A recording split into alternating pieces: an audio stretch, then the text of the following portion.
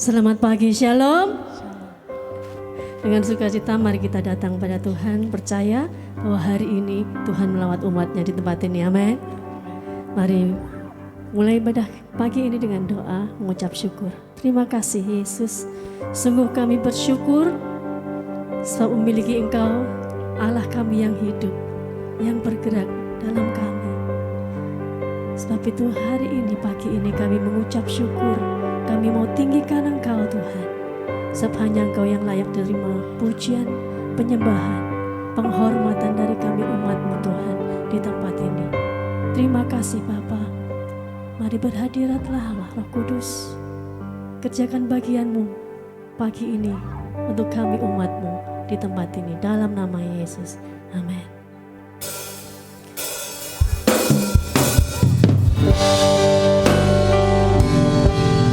Segenap hati kami, segenap kekuatan kami mau bersorak bagi nama-Mu Tuhan. Allah menebus kami.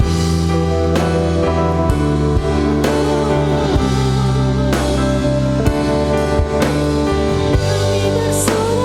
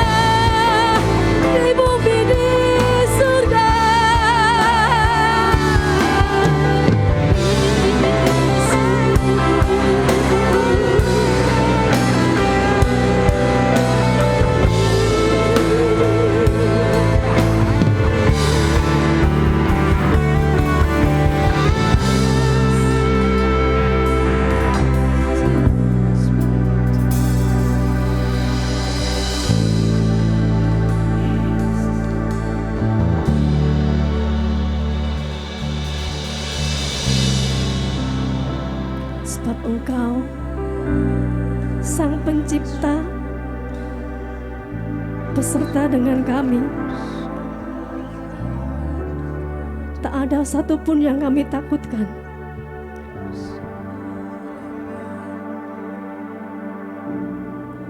Sebab Yang Maha Kuasa bersama dengan kami. Tak ada satupun yang kami khawatirkan. Sebab Engkau yang pegang masa depan setiap kami, Tuhan.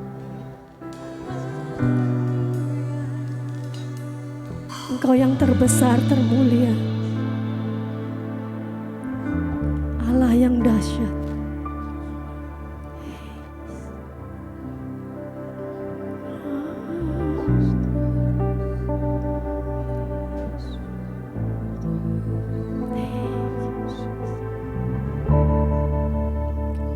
Sebab Kau besar, perbuatanmu ajaib, tiada seperti Engkau. Ini pengakuan kami umat Tuhan, pengakuan iman kami, sebab Engkau yang besar, perbuatanmu ajaib, sungguh perbuatanmu ajaib, seperti tiada seperti Engkau. Sebab Kau besar, perbuatanmu ajaib, tiada seperti Engkau, tiada seperti Engkau. Sebab Kau besar, perbuatanmu ajaib, tiada seperti Engkau. Mari kalahkan setiap masalah dengan nama Yesus. Kalahkan setiap penyakit dengan nama Yesus. Kalahkan setiap kelemahan dengan kuasa nama Yesus. Tiada yang seperti Engkau. Sebab Kau besar, perbuatanmu ajaib, tiada seperti Engkau, tiada seperti Engkau. Sebab Kau besar, perbuatanmu ajaib, tiada seperti Engkau, tiada seperti Engkau. Angkat tanganmu sembah Tuhan. Perbuatanmu ajaib, Kau ajaib Yesus. Tiada yang seperti-Mu. Sebab Kau besar, perbuatanmu ajaib, tiada seperti Engkau, tiada seperti Engkau, tiada seperti Engkau, tiada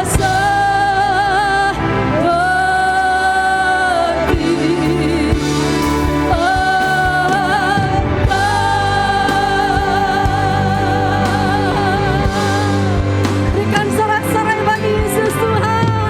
Tak tiada yang seperti Kau Yesus. Haleluya.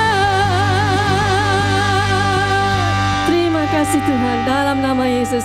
Amin. Tos kiri kanan muka belakang saudara, katakan Tuhan Yesusku dahsyat. Amin.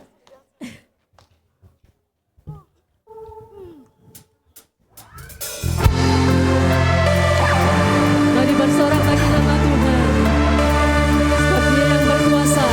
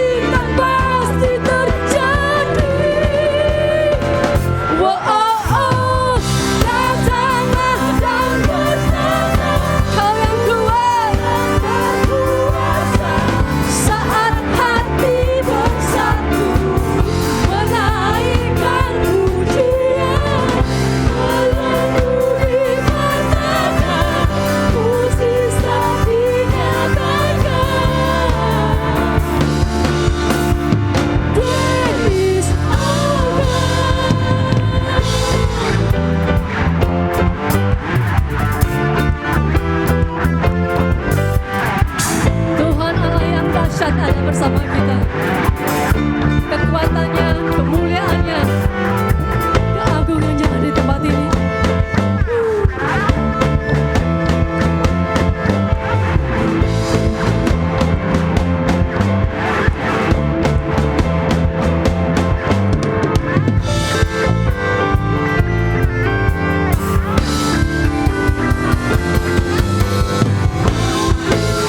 Namamu dahsyat,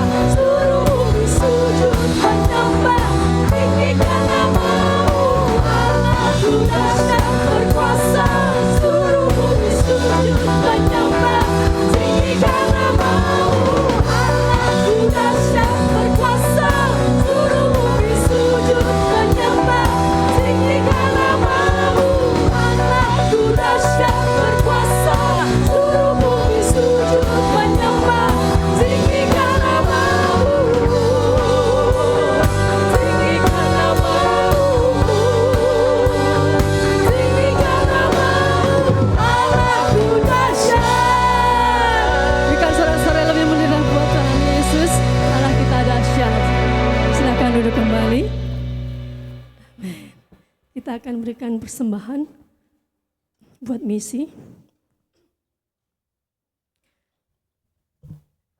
Dan sebentar kita akan menerima firman Tuhan. Mari persiapkan hidup kita untuk menerima sabda Tuhan.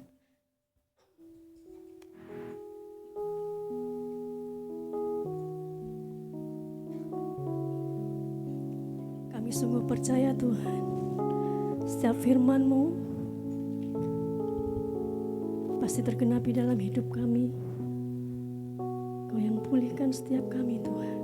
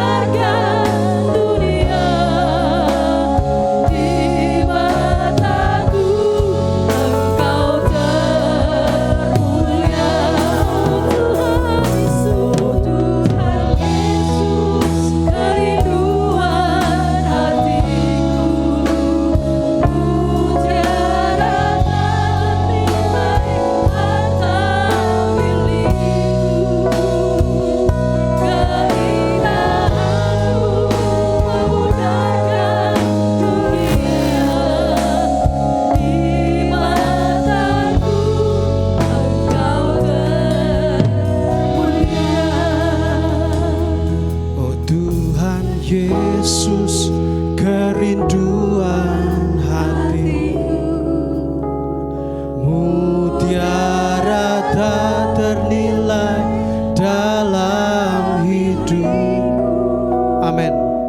Keindahanmu memudarkan dunia, di mataku Engkau termulia.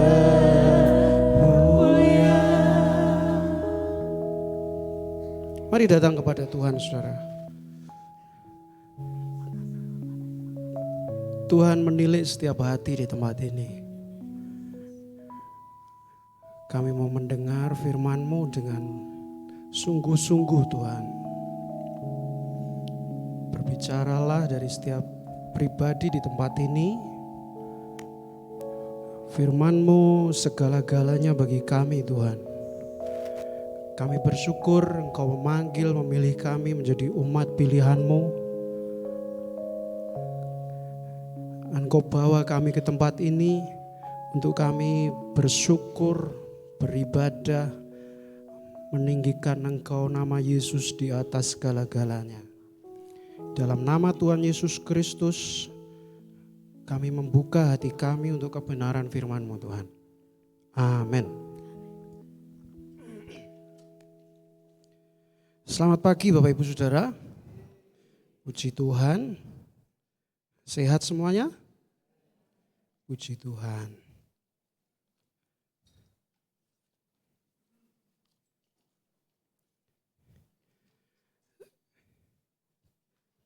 Saya selalu bersyukur ada di gereja ini, saudara.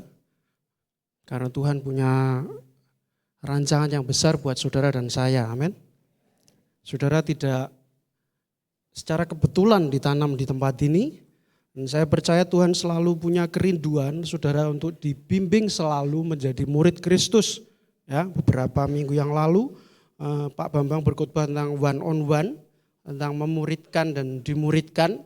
Tahulah saudara, tujuan utama Yesus untuk menyelamatkan dunia ini adalah untuk menjadikan segala bangsa murid. Jadi saudara ketika dipilih, saudara sedang dididik untuk menjadi murid Kristus. Saudara siap? Kalau enggak siap ya harus siap. Saudara, lewat gembala kita selalu digembar-gemborkan tentang amanat agung, tentang visi, tentang menjangkau jiwa, tentang memuritan. Saudara, meskipun hidup kita ini banyak problem, ya banyak masalah. Ada yang di sini enggak ada masalah hidupnya? Banyak berkat gitu ya, puji Tuhan ya. Tambah ke. Ya, gereja juga ada masalahnya ya. Dimanapun gereja ada masalah. Gereja ini ya banyak masalah, tapi yang namanya bertumbuh dewasa itu mestinya emang mesti tambah masalah ya. Saudara bersyukur ada masalah. Bersyukur saudara, nggak usah menggerutu ya. Masalah itu kalau bahasa orang masak itu bumbune ya Pak Timur ya. Kalau nggak ada bumbu ya hidup ini hambar saudara ya. Kalau coba tambahkan garam, tambahkan cabai ya Timur. Kalau masak gulai itu, kalau lihat statusnya Pak Timur saya hanya bisa mengecap di mulut saja saudara. Saya sudah enggak berani makan neko-neko. Itu tapi rasa itu selalu ada saudara, kalau saudara kecap nikmat. Nah, masalah itu seperti itu saudara, nikmati saja saudara. Ada yang masalahnya pewedos, ada yang masalahnya hambar.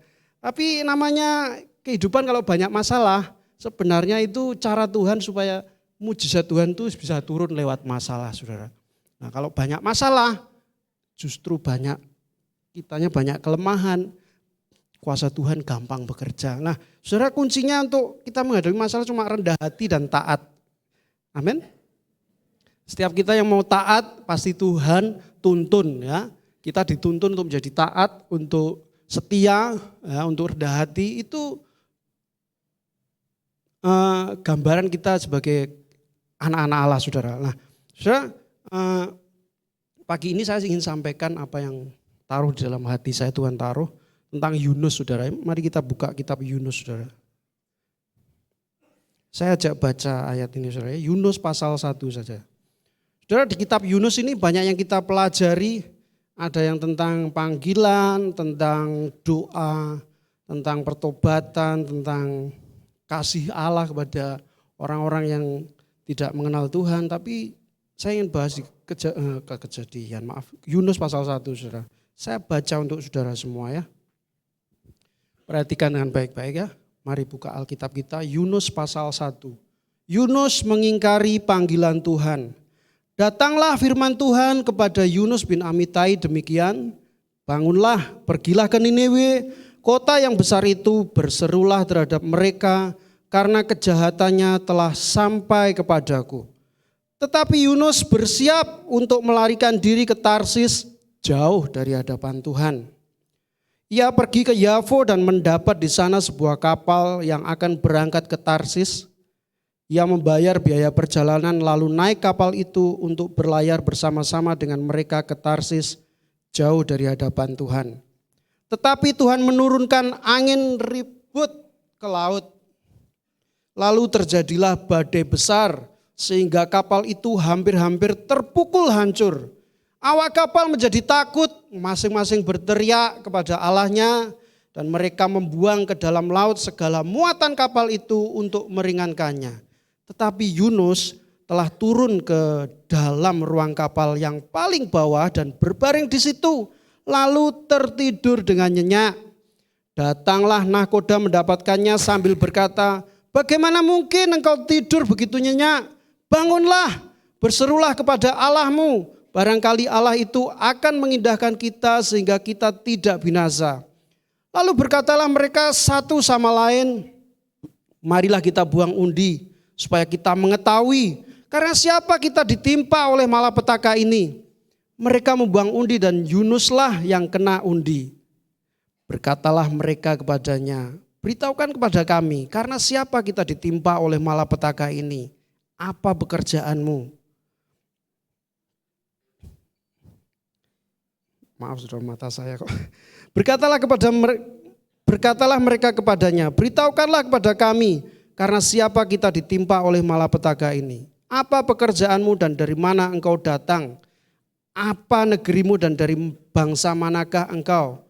Sahutnya kepada mereka, aku seorang Ibrani, aku takut akan Tuhan, Allah yang empunya langit, yang telah menjadikan lautan dan daratan. Orang-orang itu menjadi sangat takut, lalu berkata kepadanya, apa yang telah kau perbuat? Sebab orang-orang ini mengetahui bahwa ia melarikan diri jauh dari hadapan Tuhan. Hal itu telah diberitahukannya kepada mereka. Bertanyalah mereka, akan kami apakan engkau supaya laut menjadi reda dan tidak menyerang kami lagi, sebab laut semakin bergelora. Sahutnya kepada mereka, angkatlah aku, campakkanlah aku ke dalam laut, maka laut akan menjadi reda dan tidak menyerang kamu lagi. Sebab aku tahu bahwa karena akulah badai besar ini menyerang kamu. Lalu berdayunglah orang-orang itu dengan sekuat tenaga untuk membawa kapal itu kembali ke darat. Tetapi mereka tidak sanggup sebab laut semakin bergelora menyerang mereka. Lalu berserulah mereka kepada Tuhan katanya, ya Tuhan, janganlah kiranya engkau biarkan kami binasa karena nyawa orang ini. Dan janganlah engkau tanggungkan kepada kami darah orang yang tidak bersalah. Sebab engkau Tuhan telah berbuat seperti yang kau kehendaki. Kemudian mereka mengangkat Yunus lalu mencampakkannya ke dalam laut dan laut pun berhenti mengamuk. Orang-orang itu menjadi sangat takut kepada Tuhan. Lalu mempersembahkan korban sembelihan bagi Tuhan serta mengikrarkan nazar. Maka atas penentuan Tuhan datanglah seekor ikan besar yang menelan Yunus. Dan Yunus tinggal di dalam perut ikan itu 3 hari 3 malam lamanya. Saudara, bagi saya yang sekolah minggu, saudara, ini kayak cerita sekolah minggu. Tapi bagi kita, saya percaya firman itu remanya selalu baru. Amin. Bahkan kita bisa beda-beda tangkap rema firman Tuhan. Nah, saudara, yang cocok buat kehidupan kita ini cuma firman, saudara. Setuju? Jangan cocokkan dirimu dalam dunia ini, saudara. Apa yang ada di dunia ini tidak pernah cocok buat kehidupan kita. Yang cocok buat kehidupan kita hanya firman. Kalau saudara cocokin hidup saudara dengan firman, Anda akan berjalan dengan tujuannya Allah. Saudara, di ayat pertama tadi, saudara, next Kak, Nah, ayat pertama dan kedua tadi, datanglah firman Tuhan kepada Yunus bin Amittai demikian, bangunlah, pergilah ke Niniwe. Saudara, kekristenan itu hidup, saudara. Ya, setiap tokoh di dalam Alkitab, perjanjian lama dan perjanjian baru, menjurusnya hanya untuk satu nama, yaitu Tuhan Yesus. Merujuk ke satu nama, yaitu nama Yesus. Nah, kita yang dimuridkan, kita yang mengikut Yesus, ya pasti ada tugas, pasti ada perintah. Ya, kalau kita cuma ke gereja saja, saudara, kita nggak akan tangkap esensi kehidupan apa yang seharusnya kita kerjakan untuk mengikut Yesus. Nah, menjadi murid Yesus itu karena Yesus itu punya visi, saudara. Yesus itu punya misi dan kita yang mengikutnya harus sepakat mengikuti visi misinya Yesus.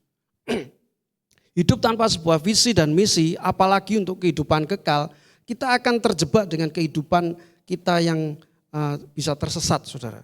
Ya, tapi jalannya Tuhan Yesus, visi misinya Tuhan Yesus sangat jelas. Ya, yuk katakan bersama-sama dengan saudara. Saya harus memiliki visi.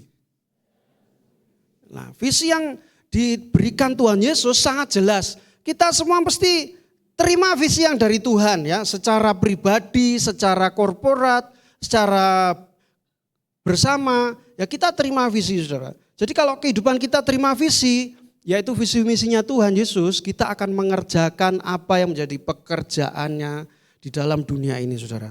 Jadi kehidupan kita di dunia ini enggak cuma cari nafkah, ya, enggak cuma ngumpulin harta, cari duit. Ya kita memang harus cari nafkah, saudara. Tapi itu bukan goal kehidupan Tuhan di dunia ini. Ya, goal kehidupannya Tuhan buat saudara dan saya adalah menjadi serupa dengan Kristus. Nah, setiap saudara pasti punya tujuan dalam bekerja. Ya, nggak mungkin saudara nggak punya tujuan. Saudara bekerja terus, tujuannya apa? Ya untuk mencari nafkah, ya, untuk memenuhi kebutuhan. Tapi tujuan yang selanjutnya apa? Pasti harus ada di dalamnya tujuan Allah, karena tujuan Allah itu kekal, ya. Tujuan Allah itu pasti. Nah, kalau kita berbicara tentang tujuan, saudara, apapun yang kita punya di dalam dunia ini, itu adalah sarana untuk melakukan tujuannya Allah.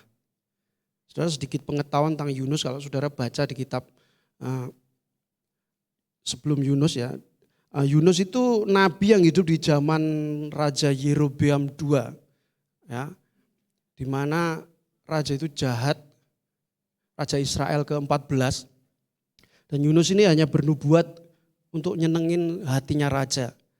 Nah, kalau dari karakternya saja kita sudah tahu, ya, ini seorang nabi, saudara, tapi nggak melakukan apa yang seperti Tuhan lakukan. Ya, dia karakternya hanya untuk menyenangkan orang. Ya, kalau ada pendeta, ada hamba Tuhan, kita yang melayani, kita kalau melayani hanya untuk menyenangkan manusia, kita bisa salah di hadapan Tuhan, saudara. Nah, saudara, selanjutnya, Kak. Saudara, ketidaktaatan Yunus ini, saudara, membawa malapetaka buat orang-orang di sekitarnya. Ya, ayat 3 tadi kita baca. Tetapi Yunus bersiap untuk melarikan diri ke Tarsis, jauh dari hadapan Tuhan. Saudara, ketidaktaatan itu seperti keinginan daging yang tidak bisa dibendung gitu. Saudara pernah tidak taat? Saya pernah dan mungkin sering. Ya, sering. Kita semua bisa tidak taat, saudara, ya. Dan ketidaktaatan itu selalu membawa malapetaka. Nah, saudara, kalau ketidaktaatan itu dipelihara terus-menerus, itu bisa jadi celah dosa. Ya.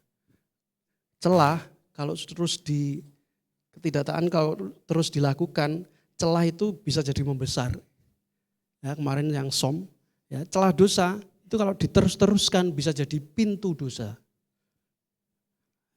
Kalau pintu dosa namanya pintu berarti akses keluar masuk. Ya, jadi kalau kita semakin gak taat, semakin dosa itu bisa keluar masuk dalam kehidupan kita. Saudara. Nah, saudara, banyak hal dari kita mungkin pernah nggak taat ya. Saya pernah tidak taat. Ya, kalau saudara pernah nggak taat, ini contoh kecil aja saudara ya. Oh nggak apa-apa, kita terlambat ke gereja, lagian kan baru jam berapa. Itu hal kecil saudara. Oh nggak apa-apa, kita nggak berdoa. Itu ketidaktaatan loh saudara. Ya. Makanya di rumah saya selalu bangunkan istri anak, bangun berdoa. Tapi ya kadang mereka nggak taat. Ya. Wah cik ngantuk pak, ini nggak sekolah, biarkan bangkong gitu kan enak. Nggak taat lagi ya. Apalagi saudara, oh nggak apa-apa, nggak baca Alkitab. Lagian nggak ada yang tahu. Hal-hal kecil sepele dalam kehidupan kita itu saudara, kalau dibiarkan terus menerus ya. Oh nggak apa-apa, nggak komsel. Masih ada waktu. Oh nggak apa-apa, nggak perpuluhan. Tuhan tahu kok kebutuhan saya banyak. Apalagi saudara, yang oh nggak apa-apa itu. Kalau kita biarkan saudara, ya oh nggak apa-apa, merokok diam-diam pelayanan. Yang penting saya pelayanan. Ketidaktaatan suatu saat akan mendatangkan malapetaka saudara. Jangan dipelihara saudara. Tubuh kita ini butuh dilatih setiap hari saudara. Ya. Tubuh ini kalau nggak dilatih, dia akan terbiasa dengan hal-hal yang kita lakukan setiap hari. Saudara nggak terbiasa berdoa, itu bukan karena saudara ya malas sih, memang malas. Itu karena terlatihnya seperti itu saudara. Tapi kalau kita lakukan setiap hari, kita latih setiap hari, ketidaktaatan itu akan berubah. Ya. Mungkin saudara nggak taat dalam hal kecil yang lainnya. Saudara nggak taat untuk memberi persepuluhan. Itu kalau dibiarkan saudara akan nangkep dan setan bisa hinggap di pikiran kita. Perpuluhan kan perjanjian lama. Itu nggak perlu ya. Nah, segala sesuatu yang ketidaktaatan akan jadi tunggangannya iblis. Oh nggak apa-apa, aku nggak komsel. Aku tak nonton drakor. Nonton bioskop, terus enggak apa-apa. Lama-lama ditelan ikan saudara kita. Nah saudara, dunia ini sudah penuh dengan dosa dan kita adalah jawaban bagi dunia ini. Tapi kalau kita tidak taat saudara, dunia enggak akan lihat Yesus dalam hidup kita. Kalau kita biarkan ketidaktaatan itu terus terjadi, saudara, firman ini juga buat kita semua saudara. Saya pun dilatih Tuhan terus untuk taat dan setia. Kita yang dimuridkan Tuhan pasti dilatih untuk taat dan setia. Karena Tuhan punya tujuan yang pasti saudara. Nah, kalau keinginan ketidaktaatan itu dibuahi ya, Yakobus 1 ayat 15, dan apabila keinginan itu dibuahi, ia melahirkan dosa.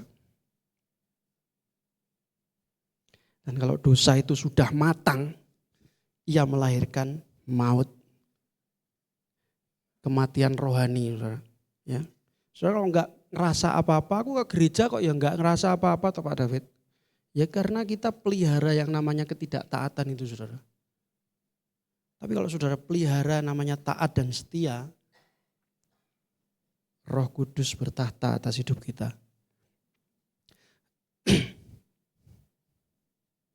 Saudara, kira-kira dalam hal apa kita mudah enggak taat?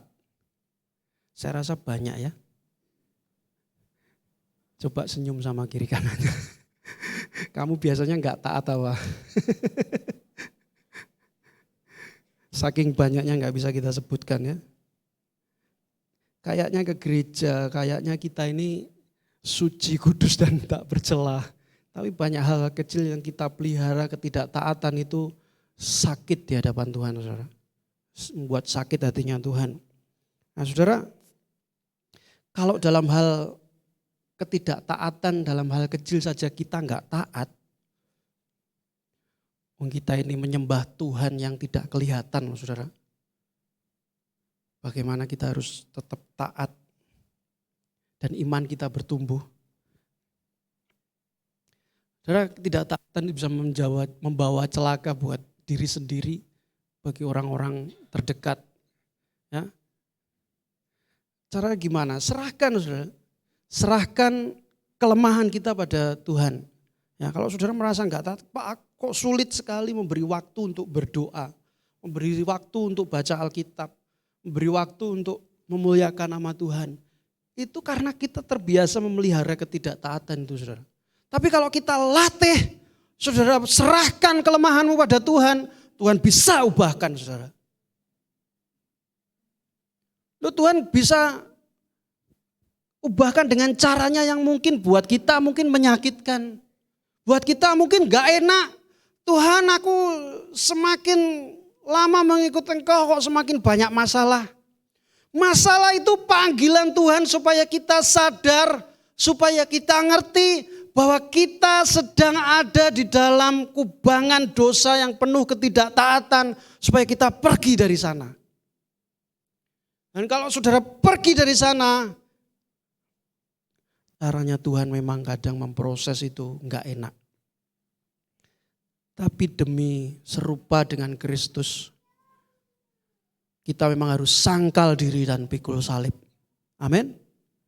Mari katakan bersama-sama, saya harus sangkal diri dan pikul salib. Tidak ada cara lain, saudara, selain sangkal diri dan pikul salib untuk melawan ketidaktaatan. Karena daging kita ini juga kuat, saudara. Kayaknya sih sepele, mungkin gak berdoa gitu. Contoh yang paling kecil setiap hari. Saudara, lah sibuk itu Pak, banyak pekerjaan menumpuk. Di kantor tuh Pak, gak berhenti-berhenti pekerjaannya. Saudara akhirnya lakukan aktivitas lain, akhirnya saudara gak berdoa. Nah, dari hal mulai seperti itu, saudara kan mungkin sore, malam mau tidur gak bisa tidur. Bangunnya, kemarin aku gak berdoa juga gak apa-apa tuh. Saudara kan lakukan lagi. Daging kita itu setiap hari akan berperang dengan roh kita, saudara. Jadi hidup dalam Tuhan itu setiap hari itu peperangan. Saudara ngerasa tiap hari peperangan? Kalau saudara gak merasa setiap hari peperangan dalam hidupmu, kita ini sebenarnya gak dituntun sama Tuhan. Ya. Peperangan milih taat atau enggak taat, itu selalu akan pasti terjadi dalam kehidupan kita menjadi murid Kristus. Saudara mau pilih saudara taat kepada Tuhan atau taat takut kepada manusia. Itu pasti terjadi dalam kehidupan kita ketika kita mengikuti Yesus. Jangan biarkan apa yang saudara anggap sepele dan kita pelihara. Yang tadi saudara, oh enggak apa-apa, enggak berdoa, enggak apa-apa, enggak baca Alkitab. Serahkan hidupmu pada Tuhan, saudara. Sangkal dirimu pikul salib. Saya percaya Tuhan akan pakai caranya yang ajaib untuk kita bisa taat kepada Dia. Karena memang mindset pikiran kita ini sudah sejak awal, daging kita ini tidak mau memuliakan Tuhan, saudara.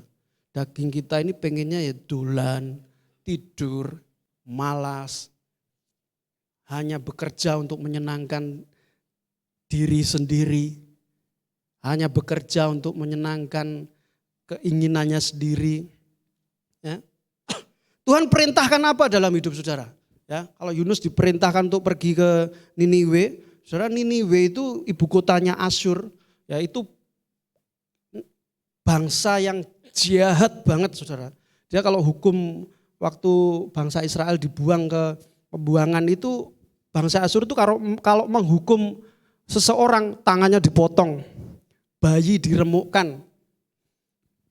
Banyak kejahatan di situ yang sehingga darah itu sampai kota itu disebut kota berdarah.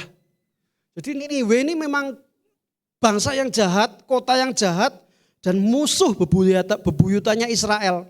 Nah, tidak menutup kemungkinan Yunus ya mesti, saudara, kalau namanya sebuah bangsa ditindas ya. Apalagi kalau contoh kecilnya kalau saudara ditindas dengan orang lain, saudara dikecewakan. Apalagi bangsa Israel kemungkinan ya tidak menutup kemungkinan sudah menerima perlakuan jahat dari bangsa Niniwe. Nah, Tuhan suruh Yunus ke sana mengampuni dan memberitakan kabar baik untuk orang yang menyakitkan, untuk bangsa yang mengerikan, menumpahkan darah. Ya kalau saya ya Tuhan, biar gunung terbalik di sana. Pengennya kita tuh balas jahat dengan jahat, saudara. Yang manusia itu belas kasihannya sangat minim, saudara. Belas kasihan kita sangat terbatas. Ya. Apalagi untuk orang-orang yang menyakitkan. Apalagi untuk orang-orang yang terus menyakitkan. Bahkan terjadi penumpahan darah. Disuruh mengampuni, disuruh memberitakan kabar baik kepada orang-orang seperti itu. Tidak ada di dalam benak pikiran orang yang tersakiti, saudara. Tapi hati Bapa lain. Isi hati Bapa adalah belas kasihan terhadap orang-orang yang seperti itu, saudara. Nah, apakah hati kita diisi dengan seperti itu? Nah, perintah Tuhan datang kepada Yunus. Nah, saudara terima perintah apa dalam kehidupan saudara di dunia ini dari Tuhan? Pasti ada. Gak mungkin kita gak terima perintah Tuhan ketika kita mengikuti Yesus. Kalau saudara gak terima perintah apa-apa, berarti saudara gak merenungkan firman. Tapi kalau kita merenungkan firman, Tuhan akan berbicara kepada diri kita masing-masing, ada hal yang harus dikerjakan sebagai orang-orang yang sudah diselamatkan. Gak mungkin saudara Tuhan hanya suruh kita cuma rajin ke gereja, rajin komsel, memang harus rajin. Tapi kalau saudara sungguh-sungguh pasti ada perintah, pasti ada tugas sebagai murid. Ya, kita belajar di sekolah aja ada banyak tugas, apalagi mengikut Yesus. Guru yang paling harus kita taati satu-satunya dalam hidup. Pasti ada tugas sebagai muridnya. Nah, saudara diperintahkan Tuhan untuk apa? Kita pasti terima secara pribadi setiap hari perintahnya Tuhan. Mungkin untuk mengampuni.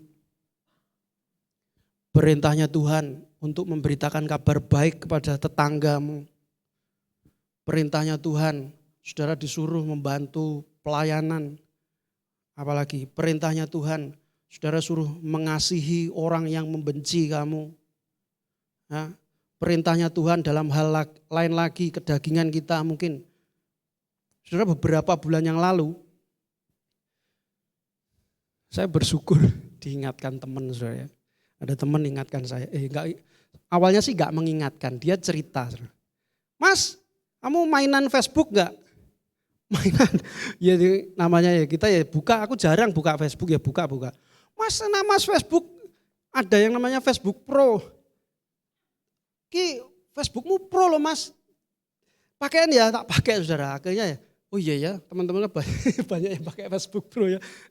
Nah, saya kirim kata-kata bijak di situ saudara. Tapi saudara, hati kecil saya itu ada yang berbicara.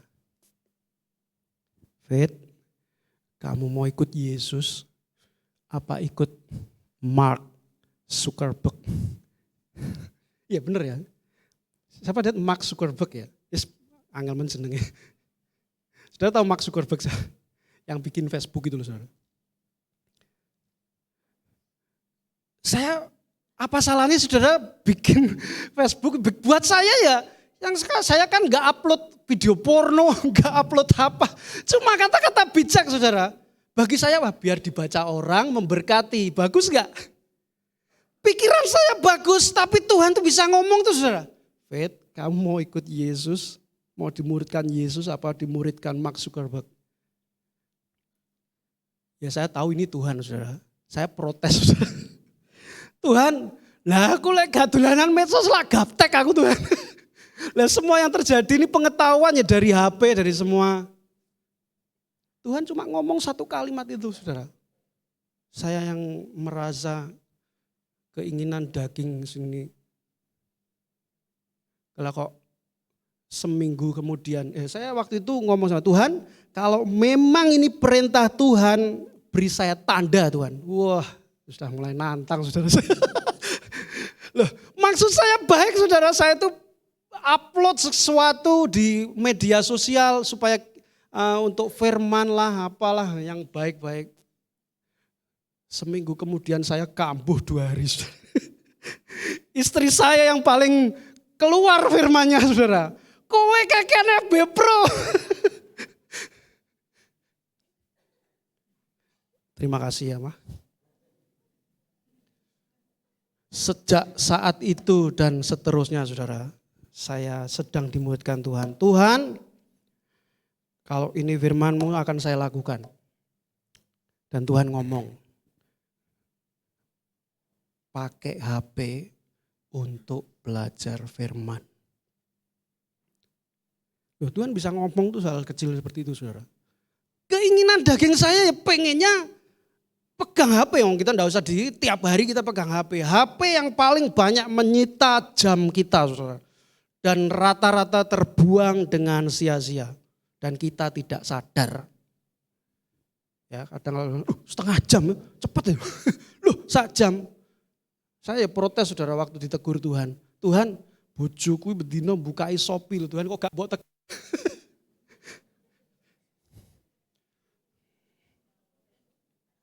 Ya kamu yang negur, kamu kan suaminya. Saya sering tegur dia, "Ma, sudah, Ma. Coba senggol kanan kirinya, kamu medsos gak?" Bohong kamu kalau gak medsos.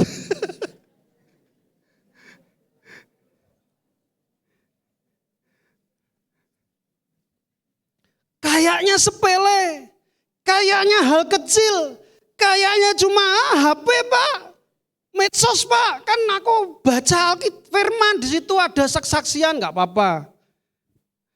Sejak hari itu, saudara, saya latih diri saya. Saya bisa enggak taat, saudara? Ya, kalau saudara mau ikut Yesus setiap hari, lihat anak-anak pakai game berjam-jam. Anak saya kalau main game, saudara, dari siang sampai sore, saya kecap berkali-kali, Andy berhenti. Saya enggak pernah marah, saudara. Berhenti. Pegang sapu depan rumah. Bisa sampai sore, saudara. Lah kalau bapaknya enggak kasih teladan. Jangan tanya, saudara, nanti kalau anak saudara dimuridkan sama Mark Zuckerberg. Dimuridkan sama AI yang sekarang lagi viral. Itu berhala loh, saudara. Berhala di zaman sekarang bukan batu, bukan sesembahan. Berhala adalah segala sesuatu yang menyita banyak untuk saudara enggak datang kepada Tuhan, itu berhala. Dan hati Allah sangat cemburu melihat seperti itu, saudara. Saudara pernah cemburu? Siapa di sini pernah cemburu buta? Saya. Pak Timur mesti pernah cemburu, Pak, ya? Gak pernah? Wah, bahaya, Bu, itu. Ya, yang apalagi yang pacaran, ya. Pak Thomas pernah cemburu, Pak, ya, dulu waktu pacaran. Hebat nih. Gak pernah cemburu. Bu Erneng, Pak Thomas gak pernah cemburu. Bohong kalau sudah gak pernah cemburu, saudara. Saudara, lah ya, maksudnya pernah. Kita semua pasti cemburu, saudara, kalau melihat pasangan digoda, ya waktu pacaran, apalagi kalau menikah gini mungkin cintanya ya tinggal 50% ya cemburunya. Aku ya iso. Seperti itu, saudara. Tapi hati yang cemburu itu panas. Bahkan buta segalanya. Allah kita, Allah yang pecemburu, saudara. Kalau saudara pakai hidup ini untuk memuliakan lebih dari apa yang seharusnya kita layak berikan kepada dia, hatinya sangat cemburu, saudara. Next, Kak. Ayat 4. Tetapi Tuhan menurunkan angin ribut ke laut, lalu terjadilah badai besar sehingga kapal itu hampir-hampir terpukul hancur. Dan selanjutnya, saudara, saya tulis di sini badai dalam hidup bisa terjadi karena tidak taat.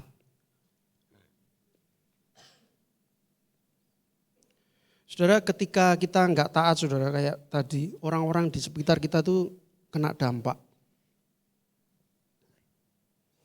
Saya melayani komsel di lapas itu saudara. Mereka, penyesalan mereka itu ketika mereka gak bisa berjumpa dengan keluarga. Dan keluarga gak bisa jenguk karena para napi itu kan kadang keluarganya jauh di luar kota, di luar pulau. Mereka hanya bisa lihat lewat HP dan harus bohong kepada anak. Anak terdampak. Anak, Pak, saya merasa menyesal. Ya iya, namanya kita harus berbuat dosa mesti merasa menyesal. Tapi diulangi lagi saudara. Menyesal diulangi lagi. Ya. Beberapa kemarin malah ada yang baru masuk lagi. Pak saya kok gini Pak, ya saya kok gak bisa. Lah itu kutuk saudara. Dosa itu seperti itu loh saudara. Dari ketidaktaatan kecil yang dibiarkan, akhirnya mengikat. Dia gak bisa lepas. Saya janji Pak, gak akan saya ulangi Pak. Ya janji sama Tuhan, jangan janji sama saya. Kamu nanti ketemu saya di sini lagi ya lucu. Saya katakan kamu gak sayang keluargamu ya. Sayang Pak. Kenapa kamu pilih? Saya pengennya gak pilih tuh Pak. Loh, hati nuraninya tuh gak pengen berbuat jahat. Tapi sudah jadi kutuk, sudah jadi ikatan. Sehingga ketidaktaatan yang celah itu saudara jadi pintu, jadi cengkraman buat manusia saudara. Saya tanya ke mereka, dulu orang tuamu pernah masuk penjara? Ada yang pernah, ada yang mereka sakit hati karena orang tuanya. Sehingga melakukan hal jahat. Nah saudara, itu karena ketidaktaatan dipelihara. Nah saudara, Tuhan itu di sisi lain selain mengasihi kita manusia saudara, dia punya hak untuk marah. Dia punya hak untuk menegur. Dia Bapa kita saudara. Kalau saudara sebagai bapak, saudara masa akan diem saja kalau lihat anaknya mainan pisau atau enggak taat, pasti akan ditegur, dihukum, kalau perlu disamblek, ya supaya apa? Supaya sadar, supaya taat, bahkan dihukum, ya. Itu karakter seorang bapak itu seperti itu saudara. Kalau kita karakter seorang bapak lihat anaknya salah dan dia diamkan saja, berarti ada yang salah dengan bapaknya. Bapaknya mungkin lihat dirinya sendiri, aku mbien soalnya kayak ngono. Tapi kalau saudara bapak yang mengasihi, pasti saudara akan menegur, pasti saudara akan mengingatkan, bahkan mungkin akan memukul pantatnya. Bahkan itu bisa membuat anaknya nangis sakit. Tapi anaknya sadar dan hati bapak dipulihkan. Dan bapak selalu punya tujuan yang terbaik buat anaknya. Sehingga Yunus terima malapetaka, ya. Ayat 4 itu saudara ya, tetapi Tuhan menurunkan angin ribut ke laut. Ini Tuhan saudara yang kirimkan angin ribut. Kalau saudara merasa hidup saudara banyak sekali badai kehidupan, itu bisa datang dari Tuhan saudara. Karena Tuhan ingin kita sadar. Lalu terjadilah badai besar.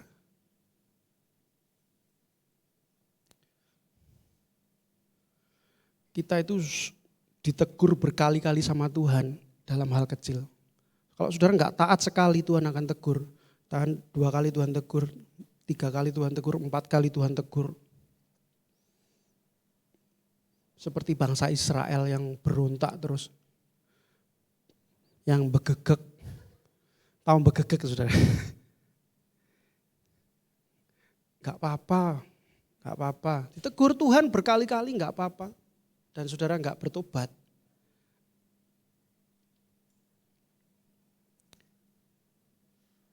Orang-orang di sekitar kita bisa kena dampak. Pasangan kita bisa kena dampak. Pekerjaanmu bisa kena dampak. Bisnismu bisa kena dampak. Karena enggak taat saudara. Ya. Jadi kadang badai hidupnya diulang berkali-kali. Ya itu gambaran dari bapak terhadap anak, saudara. Ya. Kalau bapak di dunia ini mungkin bisa jera mengingatkan anaknya. Dan bapak kita yang penuh kasih dan belas kasihan. Betapa hatinya gak bisa ditutup kalau lihat anaknya mau binasa. Niniwe ini bangsa yang tidak mengenal Allah. Tapi belas kasihan Bapa kepada orang-orang yang tidak mengenal Allah. Diberikan waktu, kesempatan supaya bertobat. Nah kita yang ditegur berkali-kali. Jangan tunda, saudara. Bahkan awak kapal tadi ya. Justru awak kapalnya ikut bertobat, saudara. Orang-orang yang itu menjadi sangat takut kepada Tuhan, ayat 16, lalu mempersembahkan kurban sembelihan bagi Tuhan. Kalau dia kita pastinya bagi Yahweh. Jadi orang-orang yang satu kapal dengan Yunus itu mereka bertobat loh, saudara, akhirnya. Percaya bahwa Yahweh itu, Allah itu ada dan tahu kalau Yunus itu melanggar dibiarkan saja. Saudara, perintah Tuhan kalau dibiarkan itu mempengaruhi segala aspek kehidupan kita.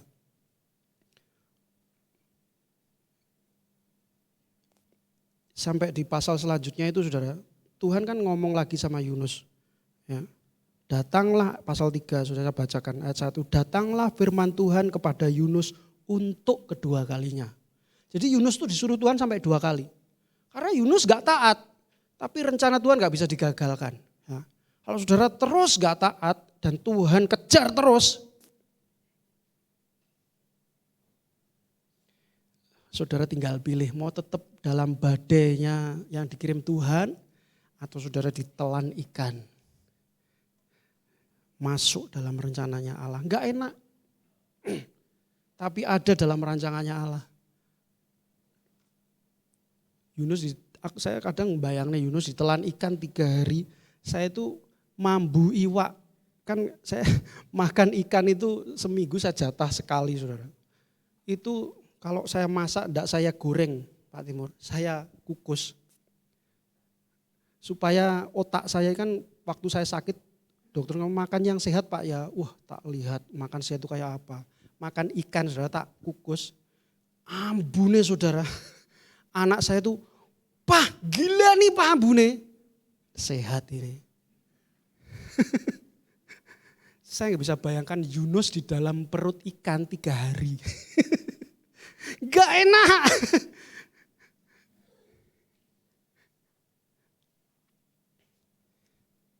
Saudara kalau diproses Tuhan itu memang gak enak, saudara. Ya, badainya mungkin besar. Ya, gak ada yang nolong di situ, di dalam perut ikan siapa yang nolong. Di bawah laut, saudara. Yunus gak bisa apa-apa, cuma berdoa. Mau telepon. Tolong dong saya dalam perut ikan, ya lucu teleponnya. Ya yang bisa dihubungi cuma Tuhan. Ya berseru kepada Tuhan, ya. Di pasal 2 itu Yunus berseru. Kalau saudara sedang ada dalam badai dan saudara enggak ngerti apa yang harus lakukan, berseru pada Tuhan. Doa terus, pergumulkan terus. Bawa terus dalam Tuhan. Lama tuh Pak, Yunus kan cuma 3 hari. Lah saya 3 tahun Pak. Kalau perlu sampai engkau dimuntahkan keluar dari mulut ikan. Terus pergumulkan.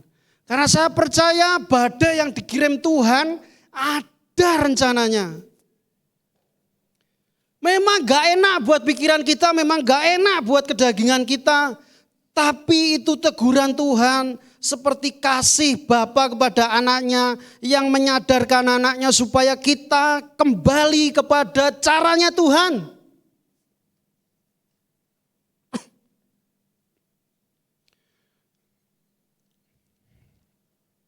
Next Kak, masih ada ya?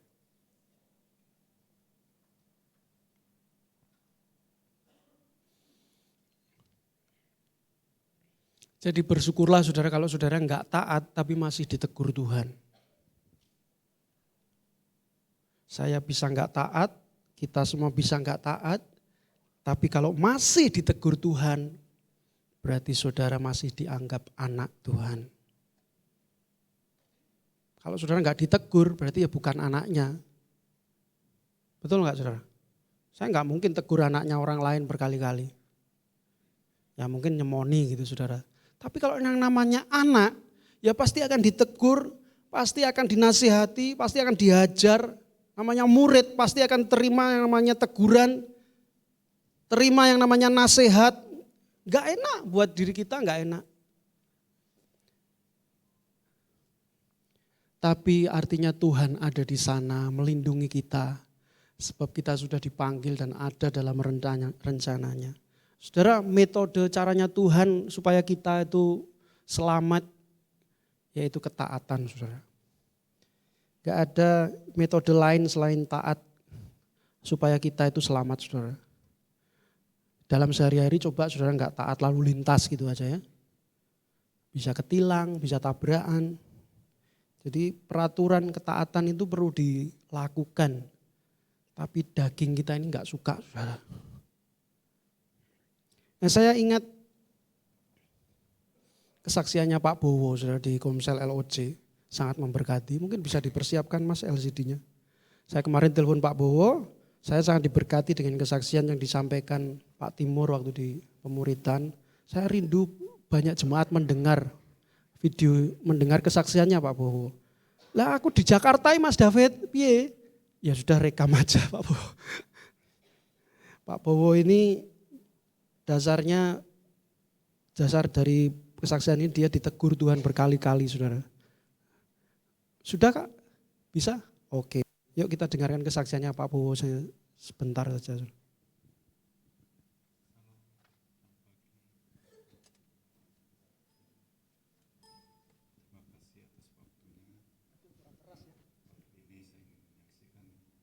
Cinta kasih Tuhan yang telah dilakukan pada saya, di mana teguran Tuhan telah merubahkan hidup saya. Pada waktu itu saya baru pertama kali bekerja, saudara, di mana dengan senang kami bekerja, sehingga pada waktu hari besar atau hari Minggu, di mana kalau kita sedang bekerja dibayar atau digaji 2 kali lipat, sehingga di sini membuat saya akan lupa. Sehingga tiap hari Minggu saya juga bekerja, sehingga kalau ke gereja dalam 1 bulan mungkin cuma 2 kali, kadang-kadang cuma 1 kali di awal bulan. Sehingga di sini membuat saya ditegur oleh Tuhan. Yang pertama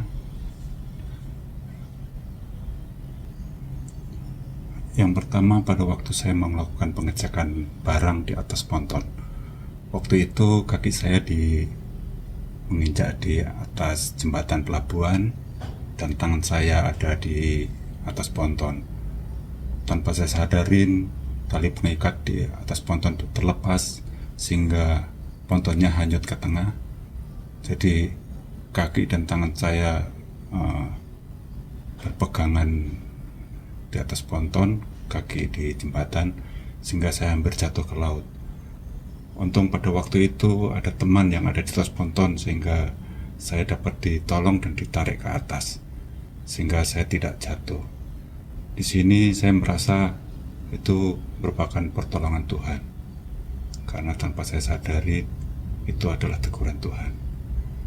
Yang kedua yaitu pada waktu saya melakukan pengecekan barang berupa pipa yang di atas truk besar yang lagi sedang dibongkar menggunakan alat derek. Pada waktu dibongkar, diangkat, salah satu selingnya itu tersangkut di pipa. Begitu ditarik dengan kren atau derek itu, begitu terlepas dia berayun yang hooknya, kepala di ujungnya seling itu yang beratnya kurang lebih 3-5 kilo berayun ke arah saya. Begitu saya melihat sudah di depan mata saya menghindar dengan menunduk, dan akhirnya yang terkena hanya helm saya yang jatuh. Puji Tuhan tidak mengenai kepala saya. Di sini saya juga nyadarin itu merupakan pertolongan Tuhan. Tuhan melindungi saya. Tanpa saya sadarin, itu adalah teguran Tuhan. Selanjutnya yang ketiga, yaitu pada waktu saya melakukan pengecekan pipa-pipa di atas ponton yang mau dibongkar dengan kren atau alat derek, saya terpleset dan ulu hati saya membentur pipa. Di sini saya hampir pingsan, terus ditolongin beberapa teman, dibawa naik ke atas dan dipanggilkan ambulan, dibawa ambulan ke klinik di dalam proyek itu. Setelah dilakukan pemeriksaan, pengecekan, semua kondisi bagus, tidak ada yang luka, saya boleh kembali bekerja. Di sini saya mulai merenung dengan kejadian hampir kecelakaan berturut-turut. Yang pertama, kedua, ketiga, saya baru menyadarin ini semua adalah teguran Tuhan yang saya alamin. Kalau saya tidak cepat sadar, mungkin bisa jadi nanti kejadian yang keempat, saya bukan hanya cuman lewat di klinik aja, mungkin malah saya bisa menginap di rumah sakit. Mungkin dengan teguran Tuhan yang membuat saya terluka. Di sini sehingga saya sadar, sehingga saya merubah hidup saya. Saya harus mendahulukan Tuhan, yaitu dengan berbakti dulu, beribadah dengan Tuhan, baru saya bekerja. Sehingga saya selalu teringat suatu firman Tuhan, yaitu di Matius 6 ayat 33. Carilah dulu kerajaan Allah dan kebenarannya, maka semuanya akan ditambahkan kepadamu. Puji Tuhan, Tuhan masih cinta dan sayang pada saya. Dengan teguran ini bisa merubah hidup saya, sehingga apa yang terjadi di sini bisa merubah, sehingga saya lebih mendahulukan Tuhan daripada pekerjaan, karena berkat Tuhan itu sudah diatur oleh Tuhan. Pekerjaan kita dengan melupakan ibadah dengan Tuhan tidak akan menambah kita menjadi kaya. Itu yang merubah perjalanan hidup saya ke depannya. Saudara, pertolongan atau lindungan Tuhan dengan teguran Tuhan itu hanya beda tipis. Jadi kita harus menyadari apakah yang kita alamin itu suatu teguran Tuhan atau perlindungan Tuhan. Jadi kita harus tahu, karena apa yang kita alami, apa kejadian yang kita alami, apakah itu suatu teguran dari Tuhan. Demikian kesaksian saya. Terima kasih. Semoga kesaksian saya ini menjadi berkat bagi saudara-saudara semuanya. Terima kasih. Tuhan Yesus memberkati. Amin.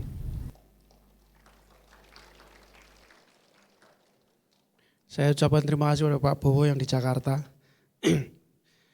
Saudara, teguran Tuhan buat Pak Bowo ini menyadarkan dia. Cuma tegurannya sepertinya kecil. Kalau minggu jangan bekerja. Lah gimana Pak? Gajinya 2 kali lipat. Tapi dia tolak berkali-kali, bahkan bertahun-tahun seperti itu. Dan Tuhan tegur, saudara. Dan dia sekarang sudah banyak perubahan, bahkan jadi PKS. Ya, berikan waktu untuk beribadah, utamakan Tuhan. Saudara, hari Sabat itu perlu. Istirahat untuk diberikan kepada Tuhan itu perlu. Lah kitanya saudara, pengennya kerja terus. Tuhan dikasih yang sisa, dikasih tenaga yang sudah lemah. Nah itu enggak memuliakan nama Tuhan saudara. Nah saudara, saya percaya saudara tangkap secara pribadi pesan Tuhan pagi hari ini. Dari kisah Yunus ini. Secara pribadi kita pasti tangkap beda-beda. Jadi bersyukurlah saudara kalau dia dalam hidup kita itu banyak badai dan saudara ditegur Tuhan. Tuhan mengasihi saudara dan saya sebagai anak-anaknya. Amin. Tuhan melindungi kita. Tuhan memanggil kita supaya kembali ke dalam rancangan Bapa kita yaitu Allah. Mari kita berdoa saudara.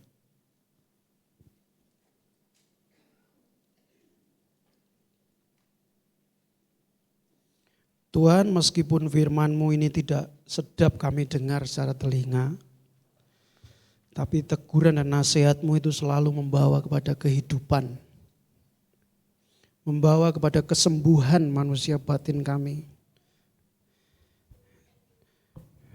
Dari dasar hati kami, ampuni kami yang sering tidak taat, Tuhan. Ampuni kami jika kami selalu melalaikan perintah-Mu, Tuhan. Ampuni kami jika kami tidak memberitakan kabar baik-Mu, Tuhan. Ampuni kami jika kami hanya peduli pada diri kami sendiri, kayak Yunus yang gak peduli pada bangsa lain, orang-orang di sekitarnya.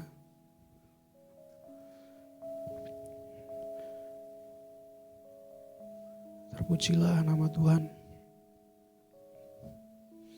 Mari Roh Kudus remakan firman pagi hari ini pada setiap pribadi di tempat ini. Kami percaya firman-Mu itu membawa kesembuhan bagi hidup kami, Tuhan. Dalam nama Tuhan Yesus Kristus, hamba mengucap syukur dan berdoa. Amin.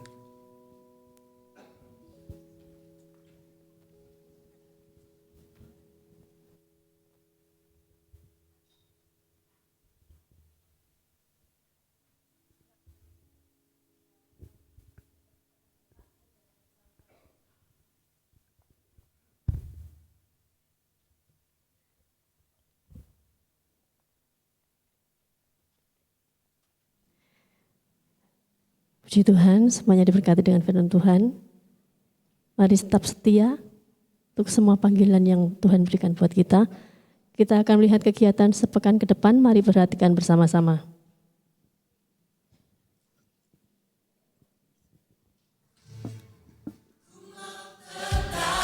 Shalom, Jemaat GUP LSAD yang dikasihi Tuhan, berikut pengumuman gereja untuk 1 minggu ke depan. Mari antusias untuk mengikuti Komsel.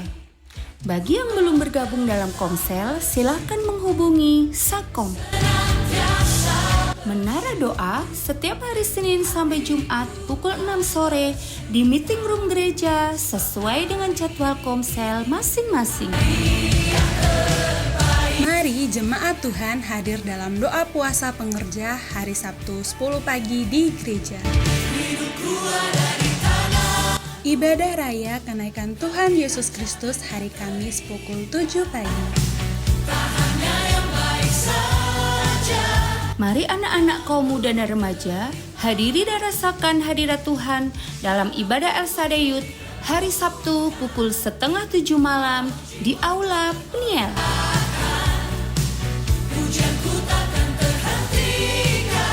Halo adik-adik, jangan lupa ibadah LSAD Kids sesi pagi dan sore di Aula Peniel.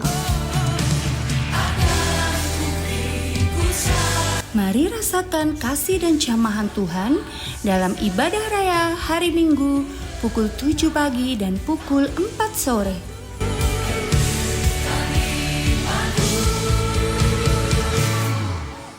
Demikian pengumuman gereja untuk minggu ini.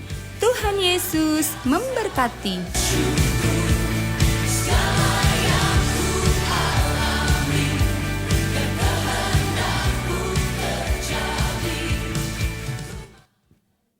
Ya, pagi hari ini Bapak Ibu Gembala sedang pelayanan.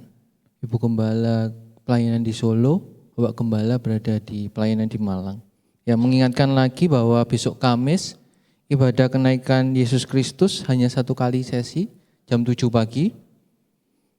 Terus untuk pelayanan bedah rumah, jemaat yang rindu mendukung silakan untuk menghubungi Bapak Mei. Minggu depan setelah ibadah sesi pertama juga ada donor darah. Dan juga minggu depan jemaat yang lulus SOM ya Mas. Hanya di sesi 1. Jadi jemaat yang sudah mengikuti SOM minggu depan itu di wisuda di sesi 1 yaitu di pagi hari. Mari kita bangkit berdiri, kita mau tutup dalam doa.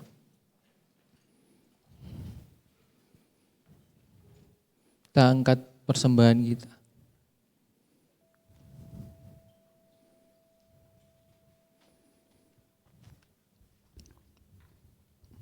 Bapak terima kasih kalau pagi hari ini kami boleh memberikan persembahan yang terbaik dari hati kami yang tulus.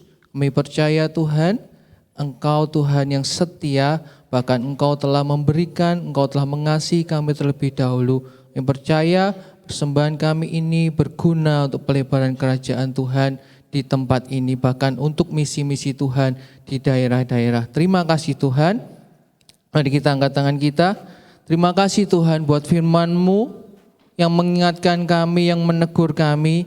Kami menjadi pribadi yang bukan hanya mengetahui bahkan mengerti perintah Tuhan, tapi kami mau belajar pagi hari ini. Kami mau menjadi pelaku Tuhan daripada perintah-Mu. Kami percaya Engkau menambahkan kepada setiap kami kepekaan, lebih lagi juga ketaatan di dalam setiap langkah kehidupan kami. Kami mengangkat tangan kami percaya Tuhan, Engkau memberkati kami, Engkau melindungi kami, Engkau memberkati usaha pekerjaan kami, Engkau memberkati apa yang kami kerjakan oleh tangan kami, Engkau memberkati keluarga kami, Engkau memberkati anak-anak kami, Engkau memberkati kesehatan kami, dan kami juga percaya berkat yang turun atas Abraham, Ishak dan Yakub juga turun di atas kehidupan kami. Bahkan lebih daripada itu Tuhan, persekutuan yang intim dengan Allah Roh Kudus mulai dari sekarang sampai selama-lamanya ada dalam kehidupan kami. Kami diberkati untuk menjadi berkat.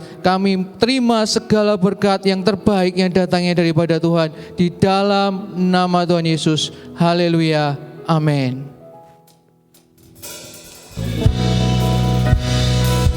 Terima berkat yang datang dari Bapa, Putra, dan Roh Kudus.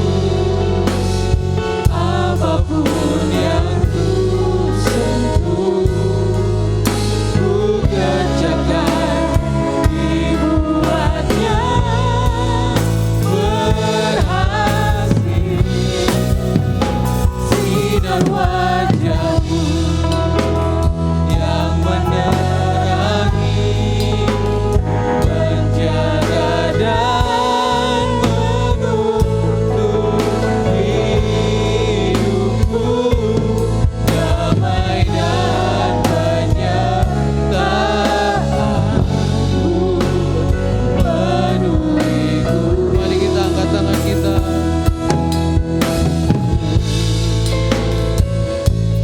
Damai dan penyertaan-Mu penuhiku.